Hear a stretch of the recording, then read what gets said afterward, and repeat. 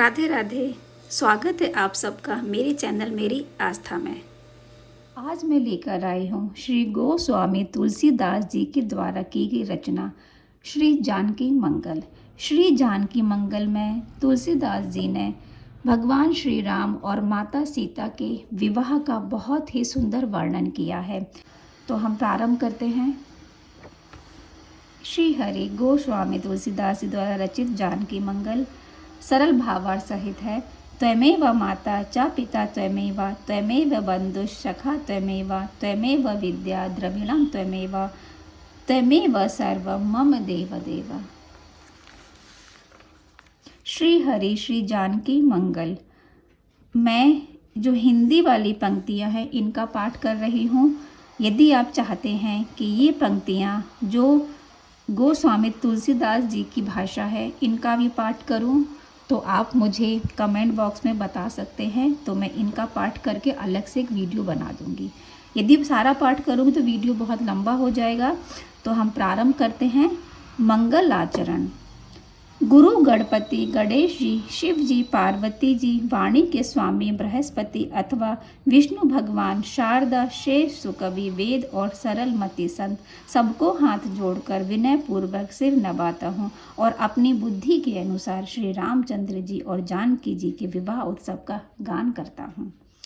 पृथ्वी का तिलक स्वरूप और तीनों लोकों में विख्यात जो परम पवित्र, शोभाशाली और वेद विदित तिरहुत देश है, वहाँ एक अच्छे दिन श्री जानकी जी का मंगलप्रद स्वयंवर रचा गया, जिसका श्रवण करने से श्री राम और सीता जी हृदय में बसते हैं।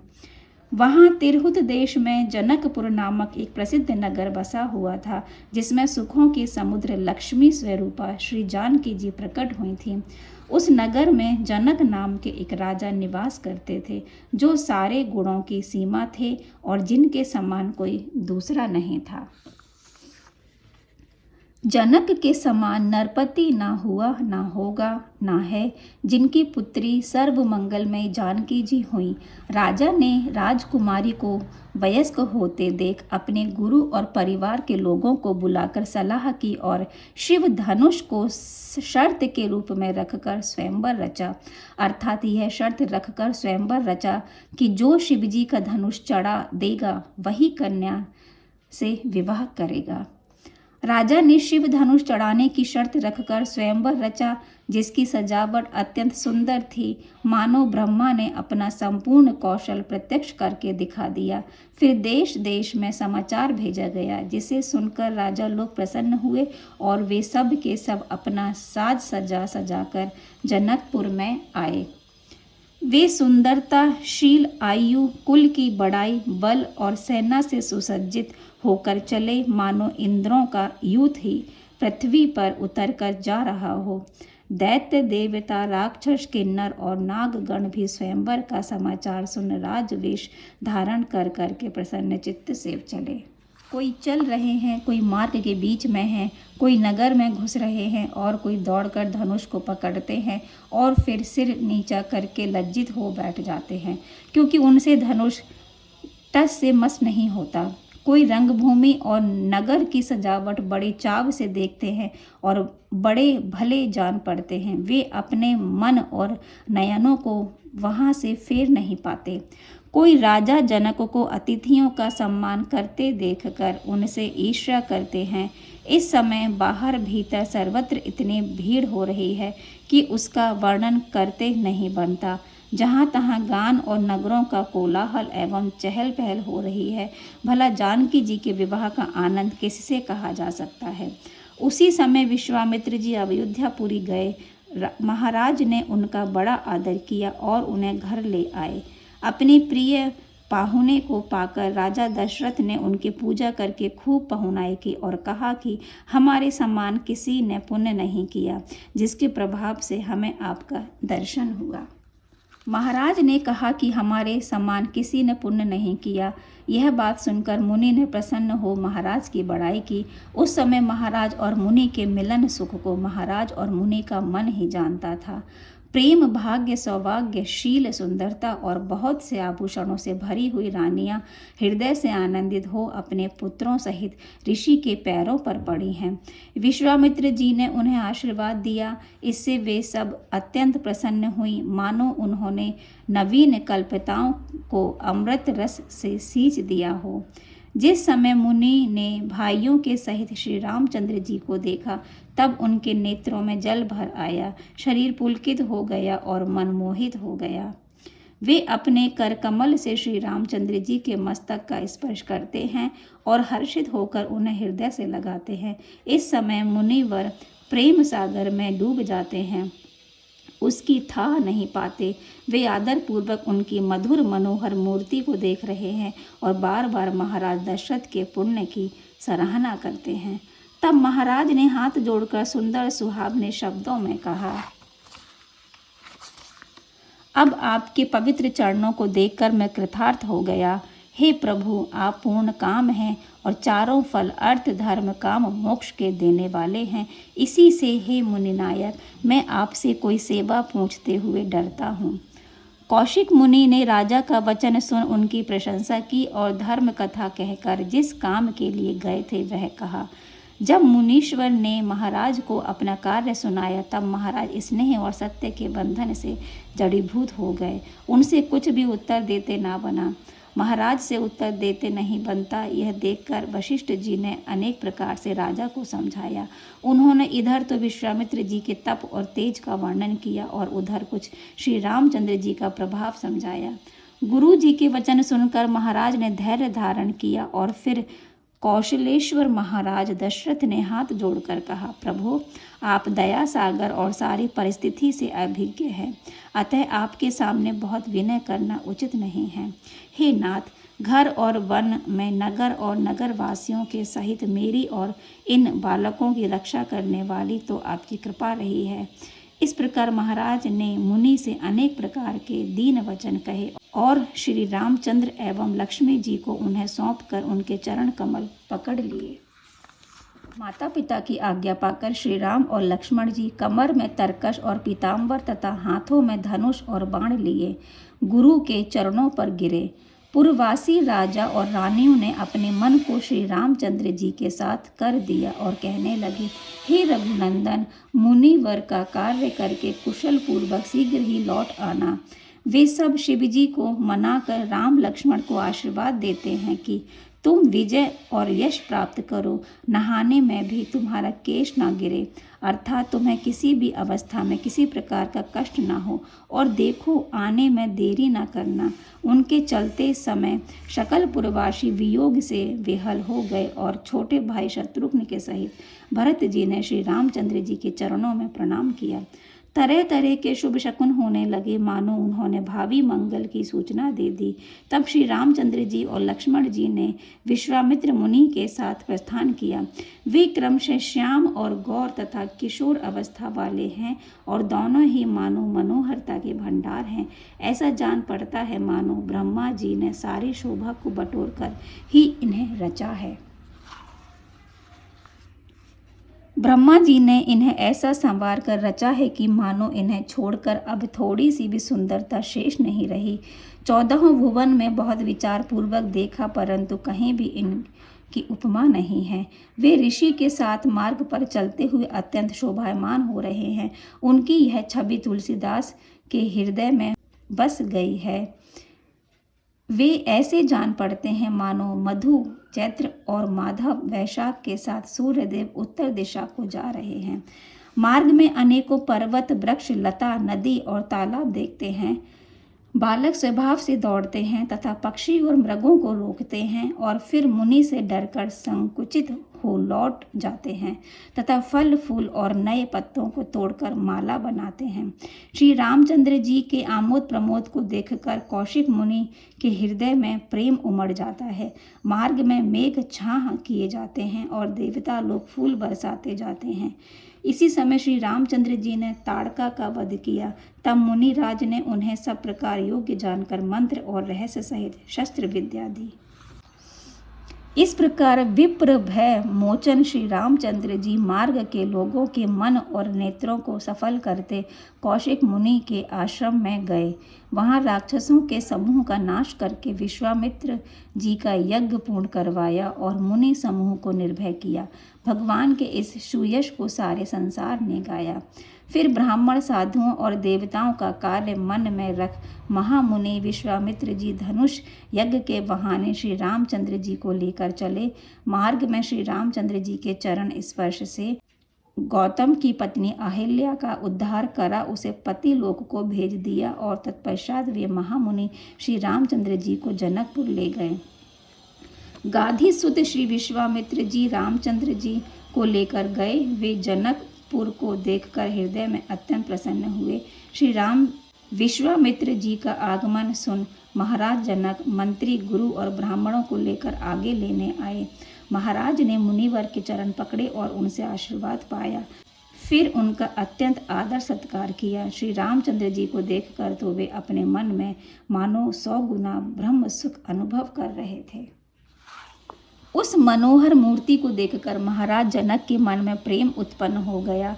वे प्रेम में बंध गए और उनका सारा वैराग्य विरक्त हो गया, अर्थात जाता रहा। वे सानंद हृदय से सराहना करने लगे कि यह भवसागर बड़ा अच्छा है, जिसमें ऐसे उत्तम माणिक्य पैदा होते हैं। वास्तव में ब्रह्म बड़ा ही चतुर है। इनके माता पिता पुण्य के समुद्र हैं, जिनके नेत्र रूप देवताओं को ये बालक रूप कल्पवृक्ष एवं सौंदर्य सुधा का सुख प्रदान करते हैं। हे मुनि नायक, कहिए ये धनुर्बाणधारी गौर श्याम शोभा में बालक किस पुण्यात्मा के पुत्र हैं? निरंतर परमार्थ चिंतन करने से मेरा मन विषयों से विमुख हो गया है, किंतु इन्हें देखकर वह अपना बड़ा भारी स्वार्थ जान आनंद में मग्न हो गया है। तब मुनिवर ने पुलकित होकर प्रेम पूर्वक कहा, हे पृथ्वीपते, ये बालक ब्रह्म में अतएव परमार्थ स्वरूप ही हैं। ये सूर्य कुल के भूषण महाराज दशरथ के पुत्र हैं। इनका नाम राम और लक्ष्मण है और ये दैत्यों का नाश करने वाले हैं। श्री रामचंद्र जी सुंदरता, शील, आयु और वंश में परिपूर्ण हैं, अर्थात इन दृष्टियों से इनमें कोई कमी नहीं है। किंतु अपनी कठिन शर्त जानकर राजा जनक सोच में पड़ गए। अपनी शर्त का विचार करके महाराज जनक सोच में पड़ गए। फिर मन में धैर्य धारण कर वे अनेक प्रकार से सम्मान करके उन्हें रंगभूमि दिखलाने को ले चले। विश्वामित्र ने उनकी सुंदर रचना की बड़ाई की। उसे सुनकर राजा जनक बड़े प्रसन्न हुए। तदंतर श्री रामचंद्र जी और लक्ष्मण जी के सहित उन्होंने मुनिवर को सुंदर सिंहासन दिए। रंगभूमि में राम। उस राजाओं की सभा में वे दोनों रघुकुल मणि इस प्रकार सुशोभित हो रहे हैं, मानो शरत काल के 2 चंद्रमा नक्षत्र रूपी राजाओं के मध्य शोभायमान हो। उनके मस्तक पर सुंदर काक पक्ष जुल्फे हैं और नेत्र कमल के समान हैं, तथा उनकी श्याम गौर मूर्ति सैकड़ों करोड़ों कामदेवों के मद का नाश करने वाली है। उनकी भ्रकुटी रूप कामदेव की कमान पर सुंदर तिलक बाण के समान सुशोभित हैं। उनके सुंदर कर्णभूषण देखकर मन प्रसन्न हो जाता है। उनकी नाक, ठोड़ी, कपोल, होंठ और दांत सुंदर हैं, तथा शरद काल के चंद्रमा की निंदा करने वाला उनका मुख स्वभाव से ही मन को हरने वाला है। उनका वक्ष स्थल विशाल है, कंधे वृषभ के टीले के समान सुंदर है और भुजाएं अति बलवान हैं। वे पीतांबर और जनेऊ धारण किए हुए हैं तथा उनके गले में मोतियों का हार सुशोभित है। वे कमर में तरकश और कर कमलों में धनुष बाण धारण किए हुए हैं। इस प्रकार उनके सभी अंग मन को मोहने वाले और दर्शनीय हैं। श्री रामचंद्र जी और लक्ष्मण जी की शोभा को देख पुरजन आनंदित हो गए। उनके हृदय में आनंद, नेत्रों में जल और शरीर में प्रेम जनित रोमांच हो आया। दोनों भाइयों को देखकर स्त्रियां आपस में कहती हैं कि हम जो जगत में जन्म लेकर आए थे, सो आज हमें जन्म का फल प्राप्त हुआ। हमने जगत में जन्म लेकर नेत्रों का लाभ पाया। यूं कहकर सब शिव जी से मनाते हैं कि सीता को सांवला वर मिले और हम लोग हर्षित होकर मंगल गावें। कोई कहती हैं कि कुंवर बालक हैं और शिव जी का धनुष वज्र के समान अत्यंत कठोर है। राजा से यह बात किसी ने नहीं कही कि हंस के बच्चे पर्वत किस प्रकार उठाएंगे। श्री रामचंद्र जी को देखकर सब राजा निराश हो गए कि अब तो राजा जनक शर्त त्याग कर जानकी को सांवले वर के साथ ही ब्याह देंगे। कोई कहते हैं अच्छी बात है, विवाह अच्छा होगा यदि वर और दुल्हन के लिए जनक अपनी शर्त छोड़ देंगे। शुद्ध हृदय के ज्ञानवान राजा लोग कहने लगे, हमको तो ऐसा जान पड़ता है कि जहाँ तेज प्रताप और सुंदरता होती है वहीं बल भी जान पड़ता है। देखो तुम श्री रामचंद्र जी की ओर आंख उठाकर देख भी नहीं सकते, वे मतलब गाल बजाते हो। प्रारब्धवश तुम लोगों का बल तो लज्जा ही गया, अब व्यर्थ अपनी सुबुद्धि को मत लजाओ। श्री रामचंद्र जी के उठते ही धनुष अवश्य टूट जाएगा और नाक फूटने पर जैसे समाज से उठ जाना पड़ता है वैसे ही सारे राज समाज को चला जाना पड़ेगा। तुम लोग श्री रामचंद्र जी के अमृतमय रूप रस को नेत्र भरकर क्यों नहीं पीते? अपने जन्म को कृतार्थ कर लो, नर पशु क्यों बनते हो? मुनिवर विश्वामित्र के दोनों राजकुमार वैसे ही सुशोभित हो रहे हैं जैसे नीले और पीले कमल के बीच में सूर्य हो। मुनिवर अपने कर कमलों से उनकी अलकों का स्पर्श करते हैं जिससे ऐसा जान पड़ता है मानो अरुण कमल बालक कामदेवों का लालन करते हों। अरे कामदेव के भी मन को चुराने वाली इन मधुर मूर्तियों को तुम सादर क्यों नहीं निहारते? तुम बिना ही प्रयोजन इस राज समाज में लज्जा त्याग कर अपने को नष्ट करते हो। राजाओं को ऐसी शिक्षा देकर वे साधु स्वभाव नृपति गण उनकी अनुपम छवि निरखने लगे। उस समय रघुकुल कुमुद चंद श्री रामचंद्र जी को देखकर चकोर के समान, उनके नेत्र चंद्रमा को देखने वाले चकोर पक्षी के समान ठगे गए, अर्थात उन्हीं की ओर लगे रह गए। नगर के स्त्री पुरुष रघुकुल के दीपक श्री रामचंद्र जी को देखते हैं और प्रेमवश महाराज जनक को दोष देते हैं। कोई कहते हैं महाराज तो बड़े अच्छे हैं, उन्हें दोष मत दो। देखो वचन के बिना राजा और भूषण के बिना नाक भले नहीं होते। हमारी समझ में तो राजा ने बहुत अच्छा किया, तो अपनी शर्त के बहाने हम सबको नेत्रों का फल दिया। ऐसे पुण्यात्मा राजा मन में जो अभिलाषा करेंगे उसी को जगदीश्वर पूरा कर देंगे और उनकी प्रतिज्ञा एवं शर्त की रक्षा करेंगे। यदि महाराज शर्त करने से पहले श्री रामचंद्र जी का रूप और गुण सुन लेते तो उन्हें बुलाकर जानकी जी को ब्याह देते। उस समय ऐसा करने में महाराज को कोई दोष स्पष्ट नहीं करता, किंतु अब प्रण करके यदि वे पंचों में जन समुदाय में अपना प्राण त्यागते हैं तो विधाता की गति तो जानी नहीं जाती, किंतु संसार में तो उनका अपयश फैल ही जाएगा। अब भी श्री रामचंद्र जी अवश्य धनुष चढ़ाएंगे और उनके विवाह उत्सव में त्रिलोकी मंगल गान करेगी। इस समय राज महिलाएं झरोकों से लगकर झांक रही हैं और बात करते समय उनके दांत इस प्रकार चमक रहे हैं जैसे बिजली। उनके दांत ऐसे जान पड़ते हैं मानो बिजली चमक रही हो। वे कामिनियां अपने रूप से रति के मध्य का निरादर करती हुई शोभा पा रही हैं। सखियों ने सुनैना जी को मुनि के समीप दोनों कुमारों को दिखलाया। उनकी छवि देख उनका मन मोहित हो गया। श्री रामचंद्र जी अत्यंत अलौकिक शोभा को देख जानकी जी की माता प्रसन्न हुई और मन ही मन कहने लगी कि कहाँ धनुष और कहाँ ये कुमार, वाम विधाता की गति बड़ी विपरीत है। सखियों से प्रिय वचन कहकर रानी सोचने लगी कि कहाँ शिव जी का कठोर धनुष और कहाँ यह सुकुमार मूर्ति। यदि विधाता श्री रामचंद्र जी को हमारे नेत्रों का अतिथि न बनाता तो अंत में राजा को कोई दोष न देता। अब तो असमंजस की बात हो गई, कुछ कहते नहीं बनता। इस प्रकार रानी को सोचवश जानकर सखियां समझाने लगी, हे देवी, सोच को त्याग दीजिए, हृदय में आनंद मनाइए। यह वचन सत्य मानिए कि धनुष को श्री रामचंद्र जी ही चढ़ाएंगे।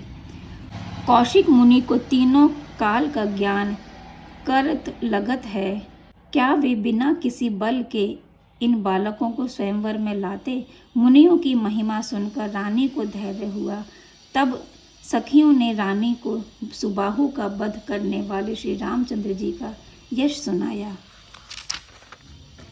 यह सुनकर रानी के जी में भरोसा आया और वे हर्षित हो गई। फिर उन्होंने रघुनाथ जी की ओर देखा, इससे उनका मन प्रेम से आकर्षित हो गया। राजा रानी और पुरवासी लोग श्री रामचंद्र जी की ओर देख रहे हैं। वे बार बार मनोहर मनोरथ रूपी कलश भरते हैं और उसे खाली कर देते हैं, अर्थात आशा और निराशा के झूले में झूल रहे हैं। धनुष को देखकर वे क्षण क्षण में मनोरथ रूपी कलश को भरते और खाली करते हैं और श्री रामचंद्र जी को देखकर सोच करते हैं। समस्त स्त्री पुरुष हर्ष और विषादवश हृदय में शिव जी को संकुचित करते हैं, अर्थात प्रार्थना करके उनसे यह मनाते हैं कि श्री रामचंद्र जी उन्हीं का धनुष तोड़ने में समर्थ हों। तब महाराज जनक की आज्ञा पाकर कुल गुरु शतानंद जी जानकी जी को ले आए। उस समय रूप राशि श्री जानकी जी को देखकर सब लोगों ने नेत्रों का फल पाया। श्री जानकी जी के सुंदर शरीर में मंगलमय विवाहोचित वस्त्र और आभूषण सुशोभित हैं। उन्हें देखकर मूर्ख राजा लोग मोहवश मोहित हो जाते हैं। रूप की राशि श्री जानकी जी जिस ओर स्वभाव से ही निहारती हैं, उसी ओर मानो कामदेव नील कमल के बाणों की झड़ी लगा देता है। पूर्ववासी लोग एक क्षण जानकी जी को और दूसरे क्षण श्री रामचंद्र जी को निहारते हैं। वे उनके रूपशील अवस्था और वंश की विशेषता का विशेष रूप से वर्णन करते हैं। जब श्री रामचंद्र जी को जानकी जी ने और जानकी जी को श्री रामचंद्र जी ने देखा, तब दोनों की ओर देख देख कर कामदेव अपने बाण सुधारने लगा। जय सिया राम। श्री रामचंद्र जी और जानकी जी परस्पर प्रकट होते हुए प्रेमानंद को छिपाते हैं, मानो वे अपने हृदय में एक दूसरे के गुण गण रूपी स्तंभ को स्थिरता पूर्वक गाड़ते हैं। श्री रामचंद्र जी और जानकी जी की अवस्था का स्वयं समय भी स्वभाव से ही शोभायमान है, मानो इस समय यौवन रूपी राजा छवि रूपी नगरी में प्रवेश करना चाहता है। उस शोभा का वर्णन नहीं किया जा सकता, उसे तो देखने से ही मन प्रसन्न होता है। क्या गूंगा अमृत पान करके उसके स्वाद को कह सकता है? तब बंदी जनों ने महाराज जनक की शर्त को स्पष्ट करके सुनाया। उसे सुनकर राजा लोग जोश में आकर उठे, परंतु कोई शकुन नहीं हुआ। जब राजाओं को शुभ शकुन नहीं मिला, तब वे बहाना बनाकर बैठ गए। उनमें से कोई धनुष देखने के लिए गए और जैसे बंदर नारियल को टटोलकर छोड़ देता है, वैसे ही वे सब धनुष को टटोलकर सिर नीचा करके बैठ गए। कोई कोई बड़े जोश में जाते हैं, परंतु सत्पुरुषों के वचनों के समान धनुष टाले नहीं टलता। इस प्रकार राजा नहुष के समान उनके बुद्धि और बल सबके देखते देखते बरबस क्षीण हो गए। पूर्ववासी एवं परिवार के सहित महाराज जनक ये देखकर हृदय में हार गए, अर्थात निराश हो गए, और राजाओं के समाज रूपी कमल वन को तो मानो पाला मार गया। कौशिक मुनि ने महाराज जनक से कहा, आप आज्ञा दीजिए, सूर्य कुल के सूर्य श्री रामचंद्र जी शंकर जी के धनुष को देखें। महाराज जनक ने कहा, हे मुनिवर, आपके वचन से पर्वत और पृथ्वी भी डोल सकते हैं, तो भी उचित आचरण करने से सब लोग प्रशंसा करते हैं। तात्पर्य यह है कि यद्यपि आपके आशीर्वाद से श्री राम के लिए यह धनुष तोड़ना कोई बड़ी बात नहीं है, फिर भी ऐसी वस्तु स्थिति है, उसे देखते हुए तो ऐसा होना असंभव ही जान पड़ता है। क्योंकि देखिए, इस धनुष को देखकर बाणासुर बाण के समान भाग गया और रावण भी चुपके से अपने घर चला गया। भला इनके समान धुरंधर वीर पृथ्वी तल में कौन है? यह धनुष तो पार्वती जी के मन के समान अचल है, इसे विचलित करने वाले तो बस एक महादेव जी ही हैं, किंतु वे भी एक नारी व्रत का पालन करने वाले हैं। ऐसे धनुष को आप इन राजकुमार को देखने के लिए कहते हैं? भला कहीं सिरस का अत्यंत कोमल फूल कठोर वज्र के कण को भी भेद सकता है। श्री रामचंद्र जी की रोम रोम की शोभा अनेक कामदेवों की छवि का भी तिरस्कार करने वाली है। हे मुनि, ऐसा ना कीजिए कि यह मूर्ति मलिन देखी जाए, क्योंकि यदि इनसे धनुष न टूटा तो इनकी यह प्रसन्नता नष्ट हो जाएगी। मुनि ने हंसकर कहा, हे जनक, यह मूर्ति जो शोभायमान हो रही है, वह एक बार स्मरण करने से भी संपूर्ण अज्ञान अंधकार को दूर कर देने वाली है। हे जनक, इस मूर्ति को सब प्रकार के मलों को छुड़ाने वाली जानकर यह कौतुक देखो। धनुष रूपी समुद्र को राजाओं का बल रूपी जल बड़ा हुआ है। उसे सुखाने के लिए रघुनाथ जी को अगस्त्य के समान जानो। यह सुनकर राजा जनक सकुचाकर सोचने लगे और उधर श्री रामचंद्र जी गुरु के चरणों को प्रणाम करके चले। इस समय उनके हृदय में हर्ष या विषाद कुछ भी नहीं था। उनके चलते समय बहुत से शुभ और कल्याण सूचक अच्छे शकुन हुए। देवता लोग फूल बरसाने और नगारे बजाने लगे। राजा जनक, उनके परिवार के लोग तथा पुरवासी आनंदित हो गए और राजा लोग लजा गए। लक्ष्मण जी पृथ्वी और शेष आदि से बल बढ़ाने के लिए कहते हैं, क्योंकि अब शीघ्र ही श्री रामचंद्र जी शिव जी के धनुष को चढ़ाना चाहते हैं। जब श्री रामचंद्र जी सहज भाव से धनुष के समीप गए, तब परिवार सहित राजा जनक सोच में पड़ गए। संकोचवश जानकी जी कुछ कह नहीं पाती, मन ही मन सोच करती हैं और पार्वती, गणेश तथा महादेव जी का स्मरण करके उन्हें संकोच में डाल रही हैं। श्री रामचंद्र जी को देखकर वे विरह के सरोवर में डूब रही हैं। उस समय उनके वाम भुजा और नेत्र फड़क कर मानो डूबने से बचाने के लिए हाथ बढ़ाते हैं। इस प्रकार शकुन के बल से कुछ धीरज धरती हैं, परंतु वह स्थिर नहीं रहता। वे सोचने लगती हैं कि वर तो किशोर अवस्था के हैं और धनुष विकराल है। इस समय विधाता भी अनुकूल नहीं है। अंतर्यामी श्री रामचंद्र जी ने जानकी जी का सारा मर्म जान लिया, अर्थात वे श्री जानकी जी के मन का दुख समझ गए। बस उन्होंने कौतुक से ही धनुष को चढ़ाकर कान तक तान लिया।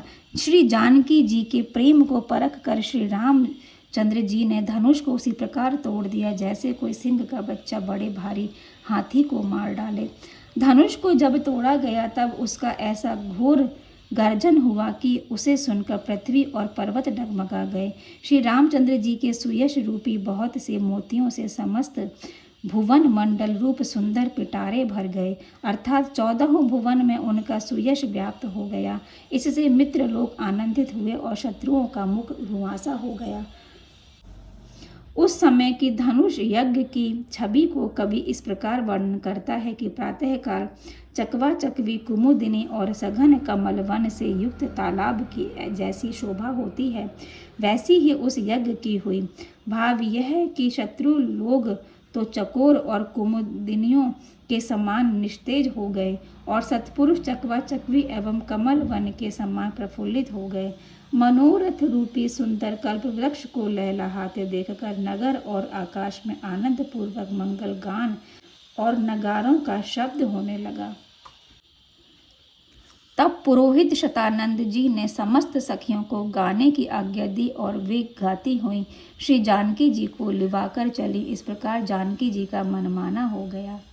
जानकी जी के कर कमलों में जयमाला शोभा दे रही है। भला ऐसा कौन कवि है जो उस अतुलित छवि का वर्णन कर सके।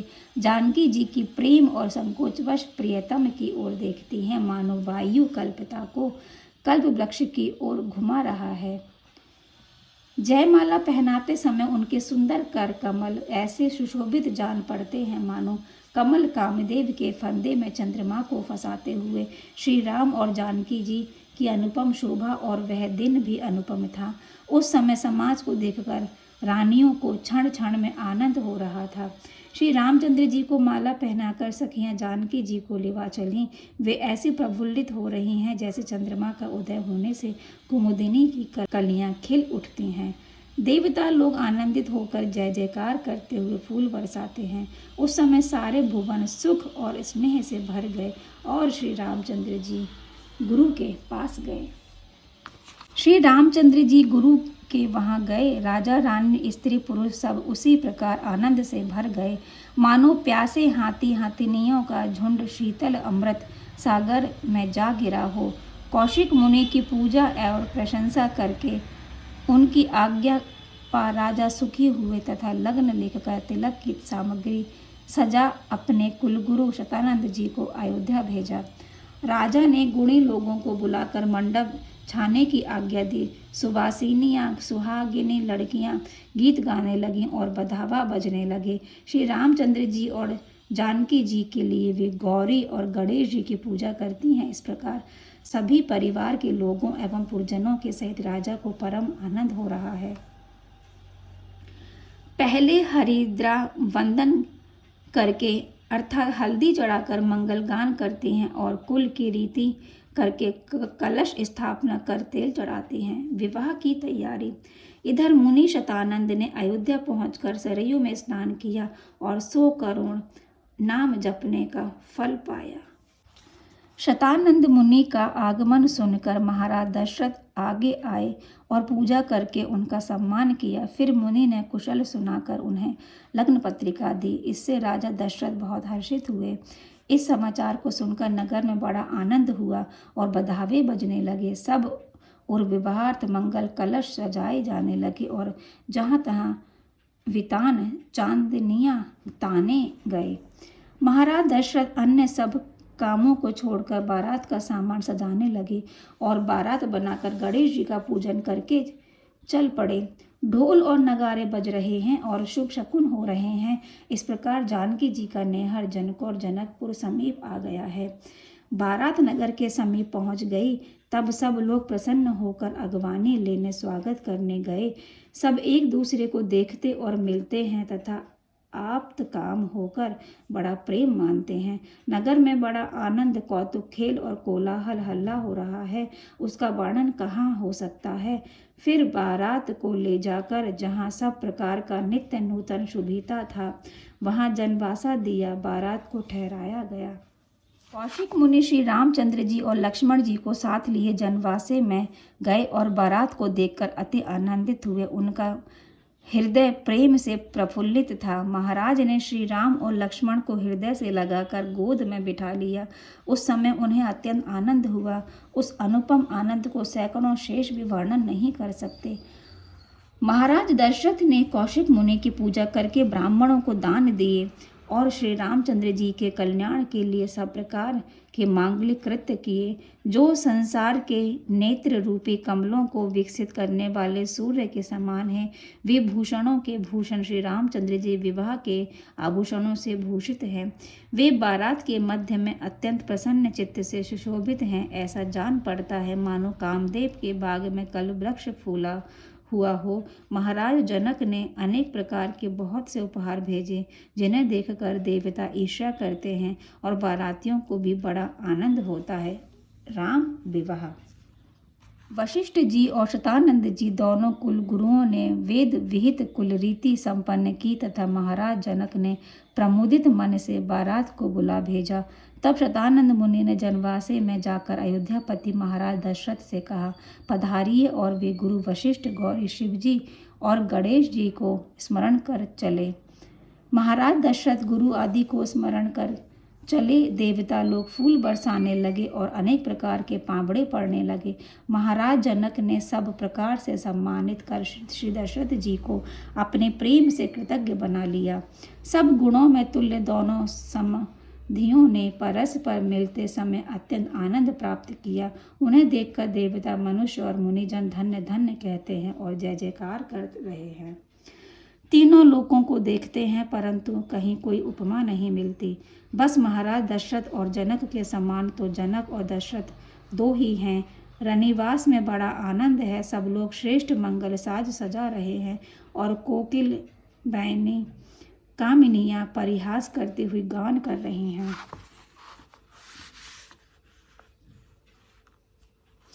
उसे सुनकर पार्वती जी, लक्ष्मी जी और अन्य देवताओं की स्त्रियां आनंदित हुईं और स्त्रियों का सुंदर छंद वेश बनाकर मंडप में गईं। वे मंगल आरती सजाकर दूल्हे का परिछन करने लगी। वे ऐसी प्रसन्न हो रही हैं मानो सोने के कमल की कलियां सूर्योदय होने पर फूल उठी हों। जब वे नख से चोटी तक श्री रामचंद्र जी के सुंदर रूप को देखती हैं तब सभी इंद्रियों में इंद्र के से नेत्रों को ही श्रेष्ठ समझती हैं। वे सोचती हैं जिस प्रकार इंद्र के शरीर में 1000 नेत्र हैं वैसे ही हमारे भी रोम रोम में नेत्र होते तो श्री रामचंद्र जी की अनुपम रूप सुधा का कुछ आस्वादन कर पाते। अनुराग एवं सौभाग्य से भरी हुई वे गजगामिनी स्त्रियां परम प्रीतिपूर्वक कुलाचार करती हैं, किंतु आघाती नहीं। वे चतुर स्त्रियां रीति रस्म में देरी नहीं लगाती। बार बार श्री रघुनाथ जी को देख करके सुलोचना स्त्रियां महान आनंद का अनुभव करती हैं। आरती और निछावर करके वे दूल्हा को निरखती हैं और प्रेम में मग्न हो जाने से वे प्रेम मद से छकी युवती स्त्रियां अपने शरीर को भी नहीं संभाल पाती। वे अपने शरीर को नहीं संभाल पाती, भगवान की शोभा एकटक होकर निहारती हैं। ऐसा जान पड़ता है मानो उन्होंने पलक रूपी शत्रुओं को रण में जीत लिया है। इससे उनके नेत्र रूपी चक्रवर्ती राम छवि रूप सुराज्य के सुख के भागी इससे उनके नेत्र रूपी चक्रवर्ती राम छवि रूप सुराज्य के सुख के भोगी हुए हैं। तब जनक जी ने समाज सहित महाराज दशरथ को सुंदर आसन दिए और कौशिक मुनि तथा वशिष्ठ जी की पूजा करके नवीन वस्त्र अर्पण कर महाराज दशरथ की पूजा की। फिर जानकी जी की कुछ सखियां श्री रामचंद्र जी को अर्घ्य देती हुई मंडप में लिवा चली। वे आनंद में उमंग कर मनोहर मंगल गान करती हैं। दूल्हा राम मंडप में विराजमान हो संसार को विशेष रूप से मोहित कर रहे हैं। वे ऐसे भले लगते हैं मानो वसंत ऋतु में कामदेव वन के मध्य में शोभायमान हैं। जहाँ जिस प्रकार की वैदिक विधि और कुल व्यवहार की आवश्यकता होती है, वहाँ दोनों पुरोहित प्रसन्न मन से वैसा ही करते हैं। राजा जनक ने वर का पूजन करके सुंदर सिंहासन दिया और सखियां आज्ञा पा दुल्हन को लेकर चली। स्त्रियों के झुंड में जानकी जिस स्वभाव से ही शोभा पा रही हैं, सरस्वती उपमा कहने में लजाकर भाग जाती है। दूल्हा और दुल्हन को देखकर स्त्री पुरुष हर्षित होते हैं और क्षण क्षण में गीत गाते हैं और नगारे बजाते हुए देवता लोग फूल बरसाते हैं। सुवासिनियां दूल्हा और दुल्हन का नाम ले लेकर मंगल गाती हैं और कुमार कुमारी के कल्याण के लिए उनसे गणेश जी और पार्वती जी की पूजा कराती हैं। मिथिलापति महाराज जनक ने अग्नि स्थापना करके कुश और जल लिया तथा कन्यादान की विधि के लिए संकल्प किया। महाराज जनक ने संकल्प करके शील सुख और शोभा में श्री जानकी जी की भगवान राम को समर्पण कर दी। ठीक उसी तरह जैसे गिरिराज हिमवान ने शंकर जी को पार्वती जी और सागर ने भगवान श्रीहरि को लक्ष्मी जी समर्पण की थी। सिंदूर वंदन तथा लाजा होम की विधि संपन्न करके भावर होने लगी। फिर शिल्पों अश्वारोहण विधि की गई। उस समय भगवान की मन मोहिनी सांवली मूर्ति ने सबके मन हर लिए। इस प्रकार विवाह संस्कार संपन्न हुआ और तीनों लोक में आनंद छा गया। मुनीश्वर आशीर्वाद देते हैं और देवता फूल बरसाते हैं। विधाता ने जो कुछ हमारे मन को प्रिय लगता था वही कर दिया। यह सोचकर सभी स्त्रियां आनंदित हुईं और फिर जानकी जी सखियां दूल्हा और दुल्हन को लेकर कोहवर कुल देवता के स्थान में गईं। उन्हें निरख निरख कर वे क्षण क्षण में वस्त्र और मणियां निछावर करती हैं। विनोद और आनंद से पूर्ण उस दिन का वर्णन नहीं किया जा सकता। जिस प्रकार जानकी जी के भाई की आवश्यकता हुई, उस समय वहां पृथ्वी का पुत्र मंगल ग्रह स्वयं आया और अपने को छिपाकर सब रीति रस्म करके अपना सुंदर संबंध जनाया। चतुर स्त्रियां वर और दुल्हन को कुल रीति सिखाती हैं और लहकौरी की विधि के समय गाली गाकर सुख मानती हैं। जुआ खेलने में चतुर स्त्रियों ने बड़ा कौतुक किया। वे हार जीत का बहाना करके कौशल्या और सुनैना दोनों रानियों को गाली देती थीं। जानकी जी की माता मन में आनंदित हो आरती उतारती हैं। उस आनंद को कौन कह सकता है। उस समय सरस्वती भी आनंद मग्न हो रही हैं। इस प्रकार युवतियों का झुंड और संपूर्ण रनिवास समस्त मंगलों की खानी श्री राम जानकी को देख देख कर आनंद के वशीभूत हो रहा है। मंगल निधि श्री राम जानकी जी को देखकर चतुर स्त्रियां नेत्रों का लाभ लूट रही हैं। महाराज जनक ने सीता जी के सिवा अपनी और भी तीनों कुमारियों को अन्य तीनों कुमारों के साथ ब्याह दिया। यह सुनकर सारी प्रजा आनंद से भर गई। इस प्रकार मंगल में मंगल पाकर मंडप की शोभा मन को मोहने लगी।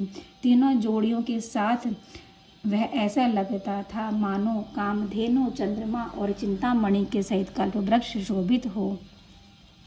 महाराज जनक के छोटे भाई कुशध्वज कि जो परम सुंदरी कन्याएं थीं उनमें बड़ी मांडवी का विवाह भरत जी के साथ हुआ, जो सुंदरता में सैकड़ों रतियों के समान थी। जानकी जी की छोटी बहन उर्मिला लक्ष्मण जी को ब्याही गई, जो रूप के कारण अत्यंत प्रसिद्ध थीं, और लक्ष्मण जी के छोटे भाई शत्रुघ्न का विवाह श्रुति कीर्ति से हुआ, जो सब गुणों की खान थी।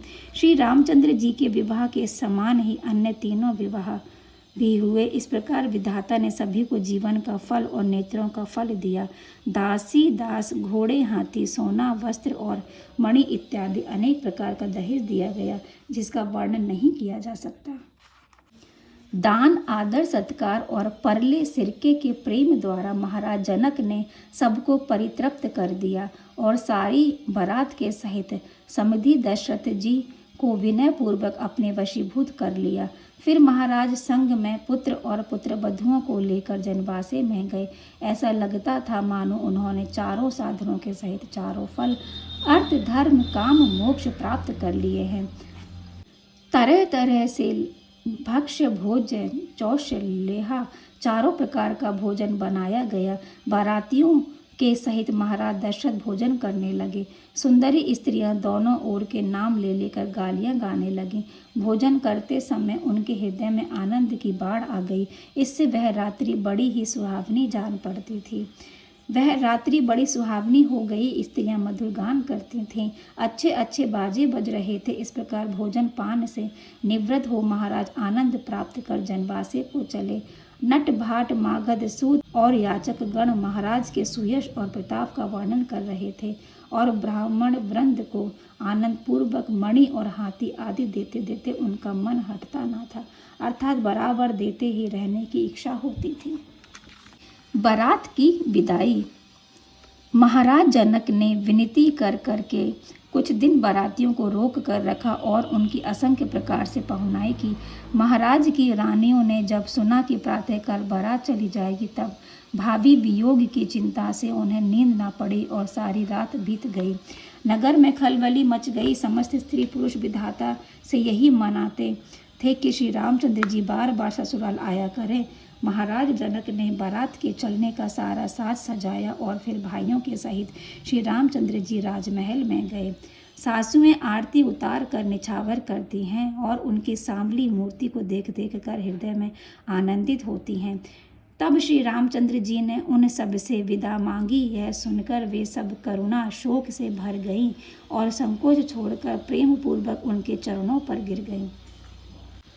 वे जानकी जी के सहित सब पुत्रियों को अपने अपने पति को सौंपकर हाथ जोड़ती हैं और बार बार श्री रामचंद्र जी को निहार कर उनसे विनय करती हैं, हे तात, आप हमारे प्रति स्नेह न छोड़िएगा, हृदय में दया बनाए रखिएगा और पुर तथा पुरजन सहित महाराज को अपना अनुचर समझिएगा। हम आपकी बलिहारी जाती हैं, आप अपना सेवक जानकर इन पर स्नेह रखिएगा।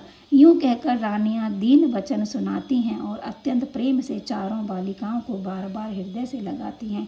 जानकी जी के चलने पर नगर के पुरुष, स्त्रियां, घोड़े, हाथी, पक्षी और मृग सभी व्याकुल हो गए। इस प्रकार सासुओं की विनय सुनकर और उनको समझाकर श्री रामचंद्र जी पिताजी के पास गए। नगारों पर चोट पड़ने लगी और महाराज दशरथ अयोध्या के लिए चल पड़े।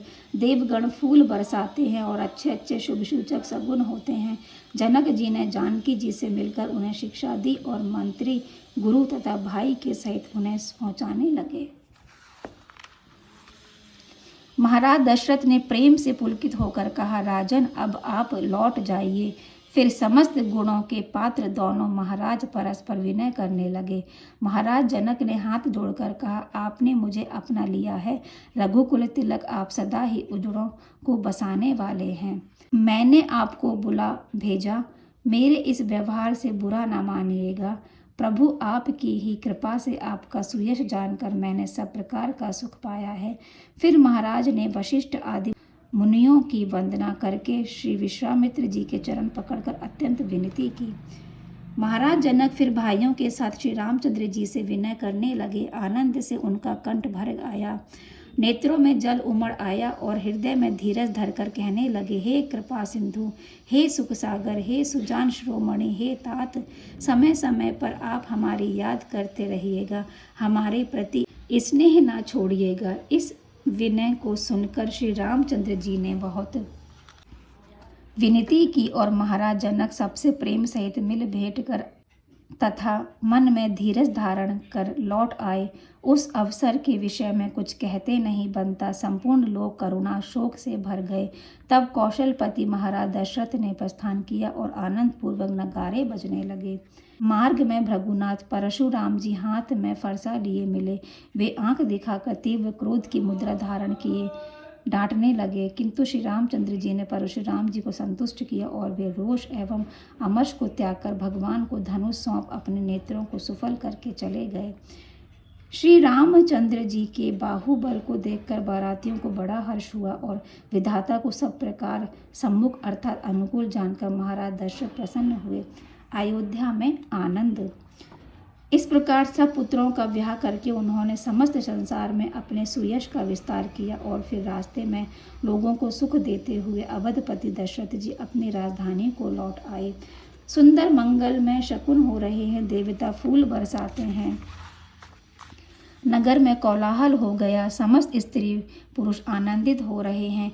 वे घाट वाट पुर द्वार और बाजारों को सुसज्जित करते हैं और गलियों को सुगंध से सींचकर सुमंगल गाते हैं। सुंदर चौक पूर कर कलश और ध्वजाएं सजाते हैं। अनेक प्रकार के आनंदमय बाजे बज रहे हैं। घर घर में वंदनवार पताका और चंदोवे विराजमान हैं तथा फल और पल्लवों के सहित मंगल में वृक्ष लगाए गए हैं। बहुत से सुंदर मंगल में वृक्ष लगाए गए हैं।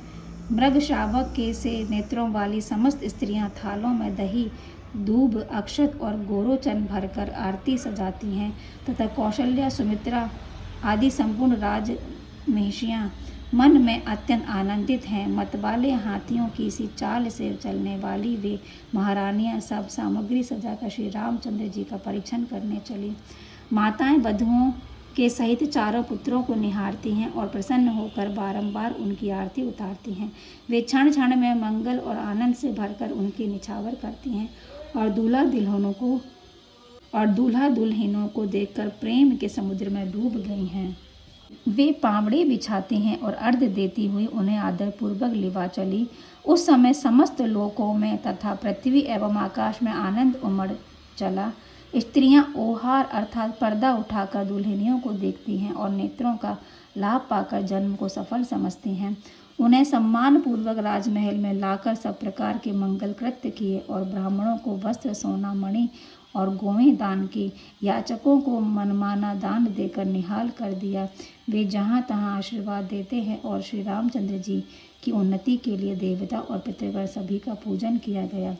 रीति के अनुसार नेकचार करके अपने संबंधियों को, सब सुवासिनियों को, अपने से बड़ी स्त्रियों को और पौनियों, अपने आश्रित निम्न जाति की स्त्रियों को पहिरावनी दी।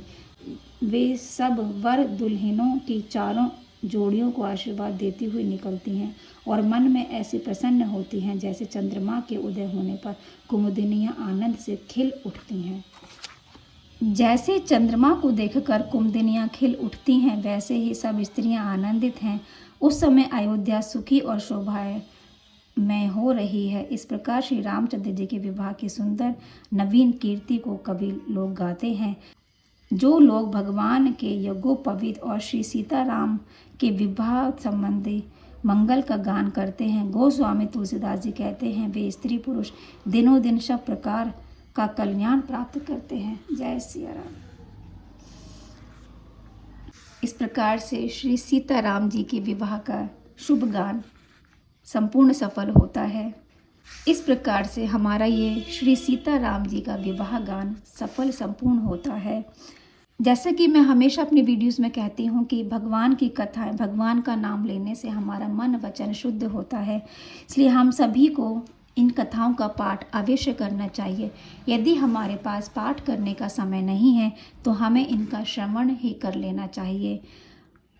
हम स्त्रियां जो घर में रहती हैं, घर का काम करते करते भी इनका श्रवण कर सकते हैं। मैं अपना बताती हूँ, जब मैं बहुत ज़्यादा व्यस्त होती हूँ तो मैं खाना बनाते समय इसका श्रवण करती रहती हूँ। तो यदि आपको पसंद आए तो आप भी ऐसा कर सकती हैं। जिसके पास समय है उन्हें कोई समस्या नहीं है, बस आवश्यकता होती है मन में आस्था की। यदि आस्था है तो हम सब प्रकार से कुछ ना कुछ उपाय निकाल ही लेते हैं।